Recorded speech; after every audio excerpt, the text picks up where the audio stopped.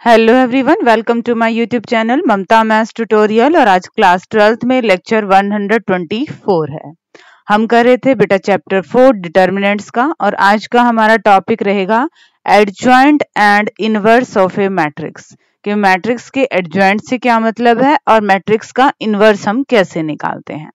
Adjoint of A matrix, the adjoint of A square matrix Aij n order की is defined as the transpose of the matrix capital Aij, where Aij is the cofactor of the element Aij। अब तक हमने cofactors निकालने सीखे हैं। Cofactors की जो matrices आएगी उसका अगर हम ट्रांसपोज कर देंगे तो वो एडजॉइंट ऑफ ए आ जाएगा। ट्रांसपोज का मतलब उसके रो को अगर हम कॉलम्स में कन्वर्ट कर देंगे तो वो उस मैट्रिक्स का एडजॉइंट आएगा। बट वो मैट्रिक्स किसकी होगी? सिंपल मैट्रिक्स नहीं, सारे एलिमेंट्स के कोफैक्टर्स की matrices. Adjoint of matrix A is denoted by, इसको लिखेंगे कैसे? एडजॉइंट ऑफ ए, ऐसे। अगर ए मैट्रिक्स ये है आपके पास तो एडजॉइंट ऑफ ए क्या आएगा? इन सारे एलिमेंट्स के कोफैक्टर की जो मैट्रिसेस बनेगी उसका ट्रांसपोज। रो को किस में कन्वर्ट कर देना है बेटा? कॉलम्स में कन्वर्ट कर देना है। ये आपके पास आ जाएगा एडजॉइंट ऑफ ए। एग्जाम्पल देखिए, find adjoint of A for given matrices. इस मैट्रिसेस के लिए आपने एडजॉइंट ऑफ ए निकालना है। तो पहले हम कोफैक्टर्स निकाल लें। A11 first row, first column को हटाएंगे 4, और यहाँ पे पावर क्या है? -1 की इवन बन रही है तो कोई साइन नहीं आएगा extra. A12 first row, second column 1, but क्योंकि यहाँ पे पावर क्या आएगी आपके पास? ओड है तो 1 की -1 से मल्टीप्लाई हो जाएगी। A21 second row, first column 3 है, बट यहाँ की वजह से क्या आएगा? ये -3 आएगा। A22 क्या आएगा? 4। अब इन कोफैक्टर्स की मैट्रिसेस बनाइए बेटा। 4 -1 -3 2, इसका कर दीजिए ट्रांसपोज। फर्स्ट रो को बना दिया हमने फर्स्ट कॉलम, सेकंड रो को हमने बना दिया सेकंड कॉलम। ये आ गया बेटा एडजॉइंट ऑफ ए। क्लियर है? ठीक है, अब इन्हीं से रिलेटेड रिमार्क्स हैं वो डिस्कस करते हैं। रिमार्क देखिए बेटा, for a square matrix of order 2 given by. अगर कोई आपके पास स्क्वायर मैट्रिक्स है किसकी? ऑर्डर 2 की है, ये ध्यान में रखिएगा। The adjoint of A can also be obtained by interchanging A11 A12 and by changing science of A12 and A21। ये क्या कह रहा है कि अगर आपके पास ऑर्डर 2 की मैट्रिक्स है तो आप मैट्रिसेस से डायरेक्ट उसका एडजॉइंट लिख सकते हैं। कैसे? डायगोनल एलिमेंट्स इनको तो आप कर दीजिए इंटरचेंज। A2 A11 कर दिया हमने इंटरचेंज, और ये वाले जो एलिमेंट्स हैं इनका आप साइन चेंज कर दीजिए। प्लस के हैं तो किसके लिख लिए हमने? ये माइनस के लिख लिए, और ये आपका क्या आ जाएगा? एडजॉइंट ऑफ ए। ठीक है, इन एलिमेंट्स को आपने इंटरचेंज करना है और इन एलिमेंट्स के आपने साइन चेंज करने हैं, तो आप सीधा ही निकाल पाएंगे एडजॉइंट ऑफ ए। बट किस केस में? जब आपके पास ऑर्डर 2 की स्क्वायर मैट्रिक्स है। 3 वाले में ऐसा कोई नियम लागू नहीं होता। थ्योरम 1 है, इसका प्रूफ नहीं, सिर्फ आपने रिजल्ट मेमोराइज करना है। If A be any given square matrix of order n, अगर ए कोई भी आपके पास स्क्वायर मैट्रिक्स है तो a into adjoint of A equal to adjoint of A into A equal to A determinant into में I, where I is the identity matrix of order n। तो ये क्या कह रहा है? अगर A कोई भी आपके साथ स्क्वायर मैट्रिक्स है तो उसकी एडजॉइंट ऑफ A से मल्टीप्लाई करो, या फिर एडजॉइंट ऑफ A की A मैट्रिसेस से मल्टीप्लाई करो, वो वही आंसर आएगा जो डिटर्मिनेंट को आइडेंटिटी मैट्रिक्स से मल्टीप्लाई करने पे आएगा। आगे हम इसको वेरीफाई भी करेंगे, अभी बस आप इस थ्योरम की स्टेटमेंट को देख लीजिए। कुछ एक इंपॉर्टेंट डेफिनेशंस हैं, उन्हें डिस्कस करते हैं। डेफिनेशन क्या है? A square matrix A is said to be singular.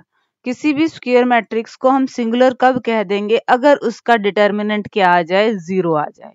Example के लिए ए कोई भी मैट्रिसेस है, जब हमने इसका डिटर्मिनेंट निकाला तो क्या आया? 0, तो ये मैट्रिसेस कैसी होगी? Singular. Next definition, a square matrix A is said to be non singular. ये तो हमें पता ही लग गया, अगर डिटर्मिनेंट आपका 0 के इक्वल नहीं है तो उस स्क्वायर मैट्रिसेस को हम क्या कह देंगे? Non singular. एग्जाम्पल के लिए ये मैट्रिसेस हमने ली है, इसका डिटर्मिनेंट नॉन जीरो आया तो ये आपके पास नॉन सिंगुलर होगी। एक और थ्योरम है, इसका रिजल्ट भी इंपॉर्टेंट है बेटा। If A and B are non singular matrices of same order, अगर ए और बी आपके पास नॉन सिंगुलर मैट्रिसेस हैं, ऐसी मैट्रिसेस हैं जिनका डिटर्मिनेंट 0 नहीं है, ऑर्डर सेम है, देन आप इनकी प्रोडक्ट करो ए बी और बी ए, ये भी ऐसी मैट्रिसेस आएंगी जिनका डिटर्मिनेंट 0 नहीं आएगा और ऑर्डर इनका वही रहेगा जो ए और बी मैट्रिसेस का था। प्रूफ नहीं है इनके, सिर्फ आपको थ्योरम की स्टेटमेंट याद रखनी है। नेक्स्ट थ्योरम देखिए बेटा। Next theorem, the determinant of the product of their respective determinants, that is, product का अगर आप डिटर्मिनेंट निकालोगे तो वो इनके डिटर्मिनेंट के प्रोडक्ट के बराबर होएगा। ये हमें पता ही है, ए और बी आपके पास क्या होंगी? स्क्वायर मैट्रिसेस होंगी, बट ध्यान रखिए इनका ऑर्डर भी क्या होना चाहिए? सेम होना चाहिए। दो मैट्रिसेस की प्रोडक्ट का डिटर्मिनेंट उनके डिटर्मिनेंट की प्रोडक्ट के इक्वल होगा, ये रिजल्ट है। एक रिमार्क, अगर ए कोई भी स्क्वायर मैट्रिक्स है ऑर्डर n का, तो एडजॉइंट ऑफ ए का डिटर्मिनेंट किसके बराबर होगा? ए के डिटर्मिनेंट की ही पावर n-1। अगेन ये इंपॉर्टेंट रिजल्ट है, इनका आगे हमारे पास यूज होने वाला है। नेक्स्ट थ्योरम देखेंगे, इसका बेटा प्रूफ भी करना है आपने।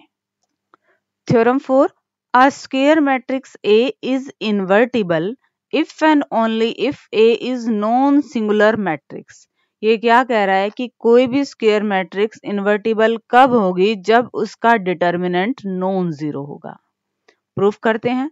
लेट ए हमने क्या मान लिया? इन्वर्टिबल मैट्रिक्स मान ली ऑर्डर n की, और आई क्या है आपके पास? आइडेंटिटी मैट्रिक्स है n की। अब इन्वर्टिबल मैट्रिसेस की डेफिनेशन जो हमने पढ़ी हुई है बेसिक में, वो क्या है? Then there exist a square matrix B, तो एक स्क्वायर मैट्रिक्स बी एग्जिस्ट करेगी उसी ऑर्डर की, such that A B equal to B A equal to I. ये हम पहले पढ़ चुके हैं, ये रिजल्ट इंपॉर्टेंट था, मैंने उस टाइम भी आपको बताया था। अब हम हमारे रिजल्ट पे आते हैं। हमें पता है ए बी किसके इक्वल है? आई के। जब दो मैट्रिसेस इक्वल हैं तो उनका डिटर्मिनेंट भी इक्वल है, ठीक है। अभी अभी किया कि दो मैट्रिसेस की प्रोडक्ट का डिटर्मिनेंट उनके डिटर्मिनेंट की प्रोडक्ट के इक्वल होगा, और जब आप आइडेंटिटी मैट्रिक्स का डिटर्मिनेंट निकालेंगे तो वो क्या आएगा? 1 आएगा।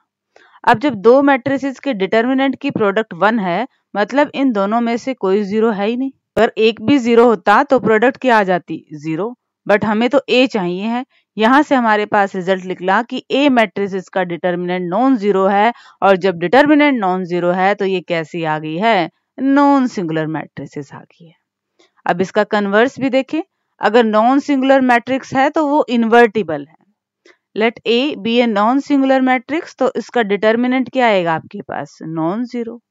अब हमने एक रिजल्ट पढ़ा था अभी अभी, ए और एडजॉइंट ऑफ ए की multiply equal to adjoint of A की multiply equal to determinant of A और आइडेंटिटी मैट्रिक्स की मल्टीप्लाई। ये रिजल्ट हमने अभी अभी किया था। अब जो ए डिटर्मिनेंट है इसको इधर ले आइए, मल्टीप्लाई में है तो वो डिवाइड में जाएगा, इसके साथ लिख लीजिए, इसके साथ लिख लीजिए, और ये क्या आ गया? आई। अब ध्यान से इसको देखिए, अगर हम इसको बी मैट्रिक्स मान ले तो ये क्या बनेगा? ए बी इक्वल टू, ये हमारे पास बी मैट्रिक्स है, बी ए इक्वल टू आई, और ये किसकी डेफिनेशन थी? ए अगर इन्वर्टिबल मैट्रिक्स है तो ये उसकी डेफिनेशन थी, ठीक है। दोबारा देख लीजिए बेटा, हमने क्या किया? पहले हमने इन्वर्टिबल मैट्रिसेस की डेफिनेशन लगाई, वहां से हम रिजल्ट पे पहुंचे क्या? कि ए का डिटर्मिनेंट 0 नहीं है, मतलब ए आपके पास नॉन सिंगुलर मैट्रिक्स है। कन्वर्स में हमने क्या किया? हम ए डिटर्मिनेंट को नॉन जीरो लेके चले, फिर हमने एक रिजल्ट लगाया एडजॉइंट ऑफ ए से रिलेटेड। ए डिटर्मिनेंट की जगह चेंज की, क्योंकि वो नॉन जीरो है तो हम उसे अपॉन में ले जा सकते हैं। ये मैट्रिसेस को अगर हम बी कंसीडर करें तो हमारी इन्वर्टिबल मैट्रिसेस की डेफिनेशन सेटिस्फाई होती है, यानी कि जो बी है ये क्या माना जाएगा? ए का इनवर्स। बी की वैल्यू क्या है? 1 अपॉन में ए डिटर्मिनेंट एडजॉइंट ऑफ ए। यानी कि अगर हमें किसी भी मैट्रिसेस का इनवर्स निकालना है तो हमें एडजॉइंट ऑफ ए को उसके डिटर्मिनेंट से डिवाइड करना पड़ेगा। ठीक है बच्चे, इसी से रिलेटेड नेक्स्ट एग्जाम्पल है, अब उसे डिस्कस करते हैं। एग्जाम्पल 24, इफ ए, अगर ए मैट्रिसेस है देन हमने वेरीफाई करना है क्या, ए इंटू में adjoint of A equal to A determinant into में आइडेंटिटी।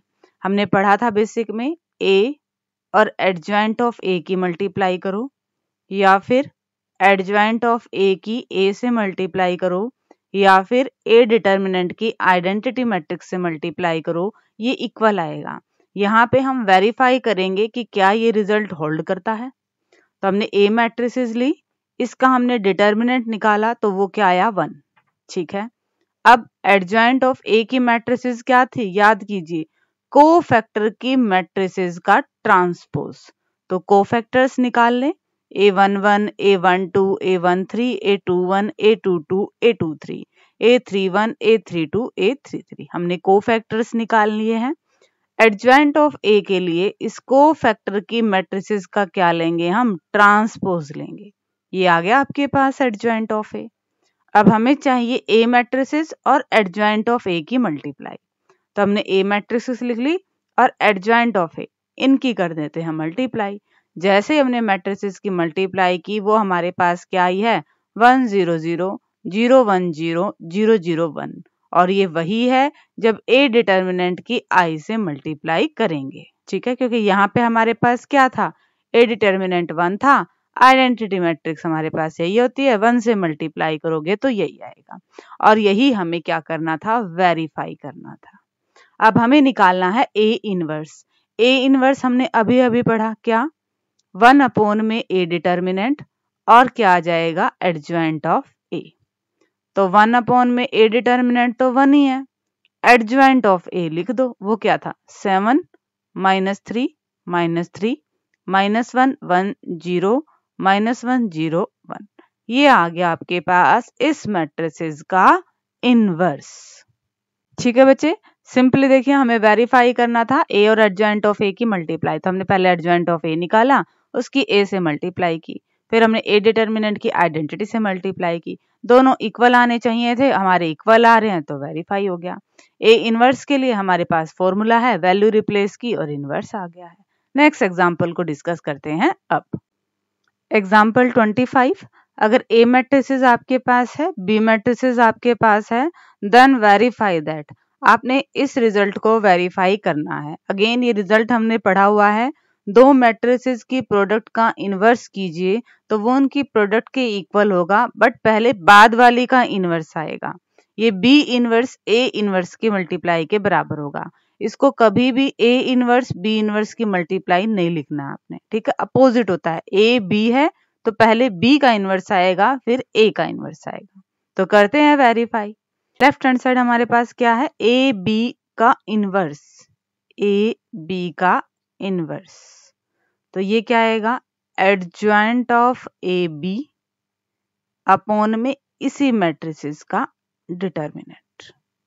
तो पहले हम ए बी निकालें, ए मैट्रिसेस और बी मैट्रिसेस की मल्टीप्लाई करेंगे, ये आ गई है ए बी।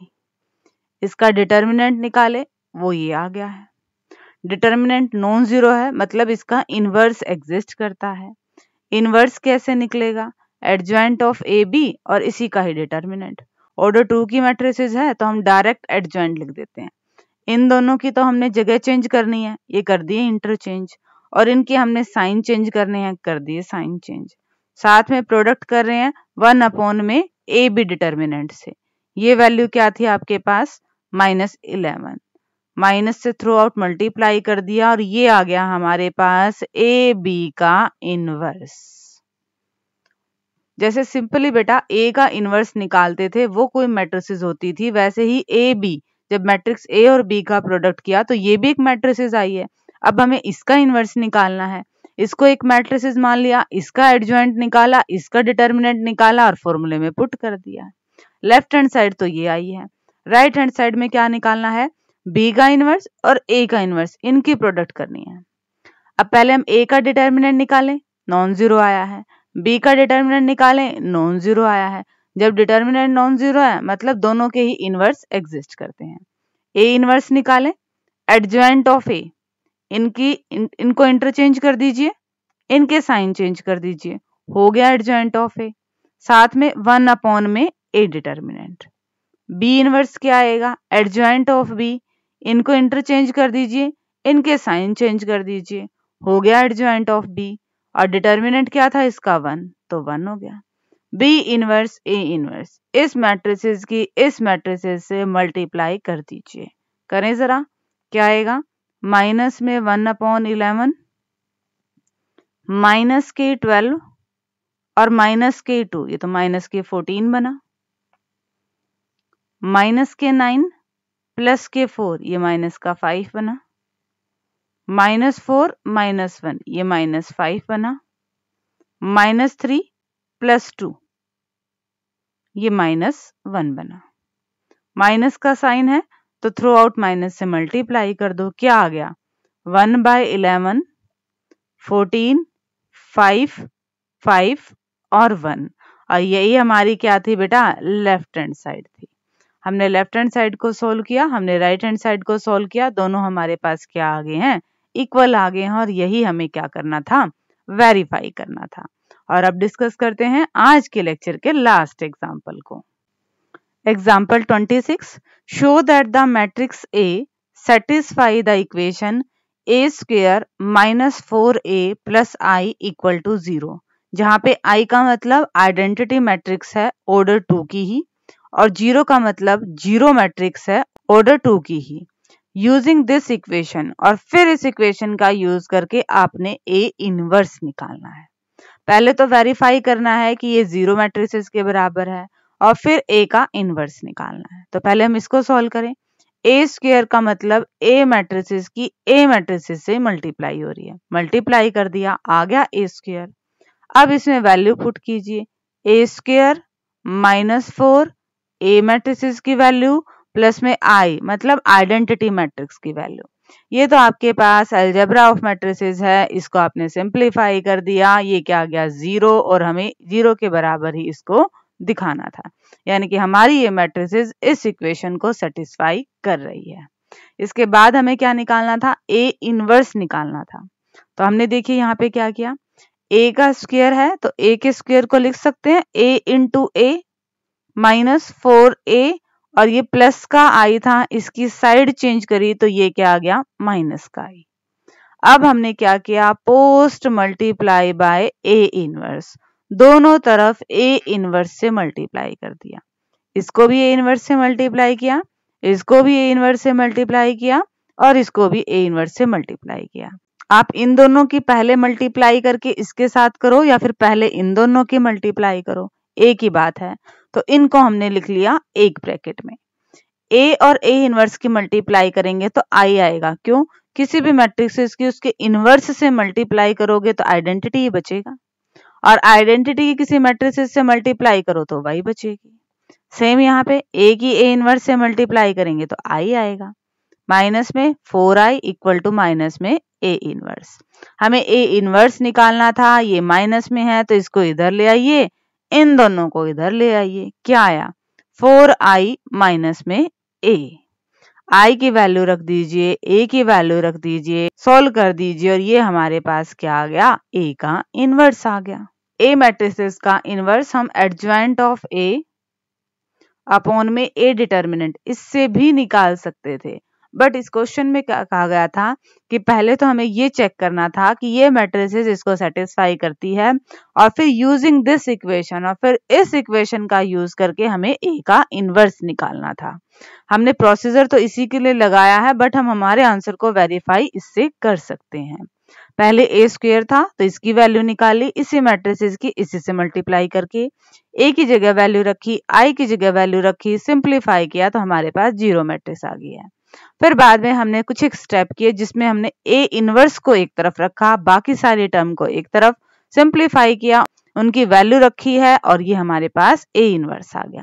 वेरीफाई करें, एडजॉइंट ऑफ ए की वैल्यू, इनकी जगह चेंज कर दो, 2 2 है ये तो 2 2 रहना है, इनके साइन चेंज कर दो, -1 -3, 1 अपॉन में ए डिटर्मिनेंट क्या है 4 - 3, ये तो 1 ही है, तो ये आएगा आपके पास इनवर्स। और यहां से भी देखो यही आ रहा है हमारे पास इनवर्स। तो इस तरह से बस हम आंसर को वेरीफाई कर सकते हैं।